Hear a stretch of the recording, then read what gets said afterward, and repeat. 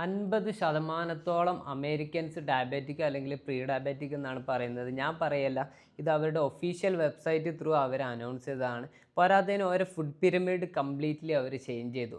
ഇപ്പോൾ saturated ഫാറ്റും red മീറ്റും ഒക്കെ ടോപ്പിലാണ് അവർ keep ചെയ്യുന്നത്. ഏകദേശം 50ഓളം വർഷം അവരിത് മാറ്റി പറയാൻ വേണ്ടിയിട്ട്. അവരിപ്പോൾ പറയുന്നത് അവർ ഖേദിക്കുന്നു എത്രത്തോളം Americans health.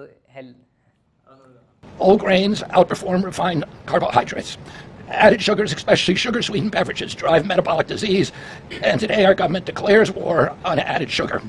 Highly processed foods loaded with additives, added sugar, and excess salt damage health and should be avoided.